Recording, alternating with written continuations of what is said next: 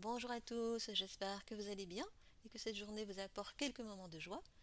Alors j'entends souvent des gens me dire, il suffit que je regarde un biscuit, regardez, j'ai dit, que je regarde un biscuit pour prendre 1 kilo. Eh bien nous allons voir ensemble aujourd'hui pourquoi à calories égales, certaines personnes semblent prendre du poids plus facilement que d'autres. En tout cas, nous allons tenter quelques pistes. Alors, certaines personnes en surpoids sont des petits mangeurs, alors que d'autres semblent pouvoir manger allègrement tout ce qu'ils veulent et ne pas prendre un gramme. Alors, comment interpréter ce phénomène qui paraît si injuste aux yeux de certains? Alors, soyons clairs, il n'y a pas de réponse unique, mais il y a quand même quelques pistes à explorer.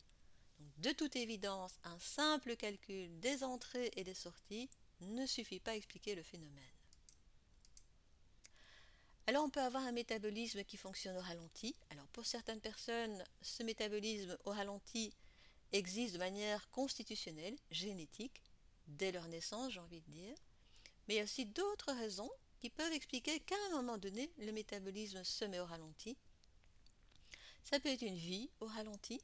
Donc si la personne se sent complètement apathique, sans élan, qu'elle a toujours froid, qu'elle a tendance à bouger le moins possible, le métabolisme peut être une sorte de mise en image de ce que la personne vit d'une manière plus générale. Donc comme si c'était une métaphore de ce qu'elle vit. Maintenant, à côté de ça, il pourrait aussi avoir un problème de thyroïde. Quand elle se met en hypo, ça peut expliquer un état d'abattement et une prise de poids plus rapide. Maintenant, le métabolisme qui se met au ralenti peut aussi être la conséquence d'un abus de régime restrictif. Si on a connu trop de périodes de restriction, l'organisme se met en état d'alerte, comme s'il était alerté par ses manques répétés. Il a peur d'être à nouveau en manque, et donc il se met en mode économique en réduisant ses besoins, et par la même occasion, il joue les écureuils en stockant le moindre aliment ingéré. On a aussi les régimes de type protéiné, qui ont bien fait fondre, mais qui ont surtout fait fondre les muscles et pas la graisse. Or, c'est justement notre masse musculaire qui fait fonctionner notre métabolisme à plein rendement. Donc en déperdition, il se met à consommer beaucoup moins.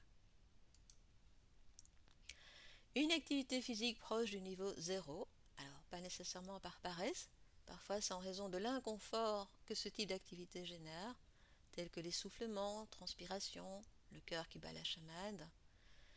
On peut aussi parfois être gêné ou honteux en raison d'un surpoids et donc on n'ose pas se lancer dans le sport.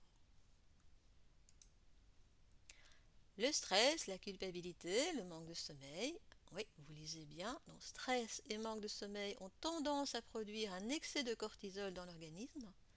Or, cette substance va jouer les troubles faits dans le bon fonctionnement de notre métabolisme. Et pour ce qui est de la culpabilité, il s'agit là d'un point crucial, essentiel. Imaginez maintenant deux personnes en train de manger une barre de chocolat. La première va savourer cette barre pleinement. Elle va s'en délecter sans la moindre culpabilité et elle va alors sécréter de bonnes endorphines. L'autre est tiraillée, se dit qu'elle ne devrait surtout pas manger cette barre chocolatée, que ce n'est pas bon pour la ligne, elle va la manger en vitesse, elle s'en veut particulièrement après et se traite de tous les noms, elle va alors sécréter une dose massive d'hormones du stress, dont du cortisol, et voilà le brin qui est mis dans le métabolisme, qui va dès lors moins bien fonctionner. Moralité, ou vous craquez ou pas, mais dans les deux cas, avec plaisir. Rester sur sa faim, se sentir frustré, énervé, n'est pas non plus la meilleure formule pour votre métabolisme. Donc, se priver entraîne un état d'apathie, d'irritabilité, d'anxiété, voire même de déprime, peu profitable à une bonne régulation de notre organisme. Maintenant, on peut aussi avoir des perceptions erronées. Par exemple, le fait de ne pas tenir compte des sensations de faim et de satiété. Et le résultat, c'est qu'on aura un excès de nourriture par rapport à nos besoins réels.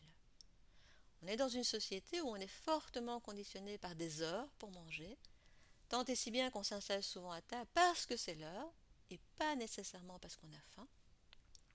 Et de la même façon, on termine le repas parce qu'il n'y a plus rien dans l'assiette, mais sans avoir écouté si on avait une satiété avant.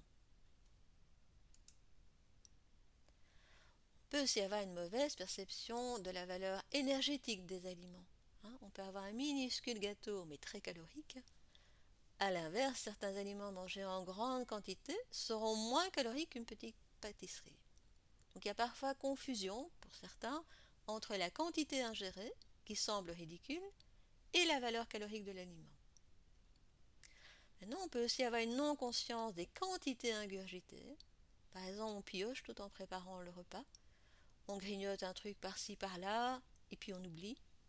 Le total peut ainsi être plus conséquent qu'on ne l'avait estimé. Souvent, le fait de manger en faisant autre chose, de façon automatique, diminue la conscience de ce que l'on mange vraiment. De la même manière, courir d'un coin à l'autre sans se poser va aussi entraîner une sorte d'amnésie des aliments réellement consommés. Autre écueil, se ruer sur les produits light et in fine finir par en manger plus sans même s'en rendre compte, ce qui au total reviendra au même. Ou encore on va manger quelque chose de light, mais on est frustré et donc finalement on va quand même se jeter sur ce qu'on avait envie au départ. Donc on a 2 prises alimentaires pour le prix d'une. Donc si vous avez vraiment envie de quelque chose, autorisez-vous une part de ce quelque chose, dégustez-la lentement, avec plaisir, vous aurez moins de risques de la stocker. Donc pour conclure, bien sûr, la génétique nous a parfois jeté un mauvais sort, mais pas que. Parfois, il est bon d'observer de plus près, sans jugement et sans critique, ce qu'on mange, d'avoir plus conscience de nos gestes, de nos automatismes, afin de pouvoir rectifier certaines perceptions erronées. Mais surtout, souvenez-vous qu'à calories égales, quelque chose de mangé avec plaisir et délectation a beaucoup moins de chances de s'accumuler que si cette même chose est ingurgitée dans le stress et la flagellation. Donc, retrouvez donc cette notion de plaisir et mangez en vous posant tranquillement. Vous pouvez le faire, bien-être garanti.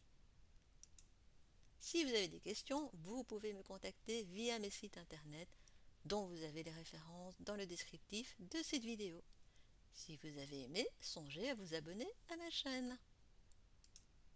Et bien sûr, on se retrouve bientôt pour d'autres astuces afin d'être bien à l'écoute de son corps. D'ici là, je vous envoie un colis de douceur de vivre et je vous embrasse.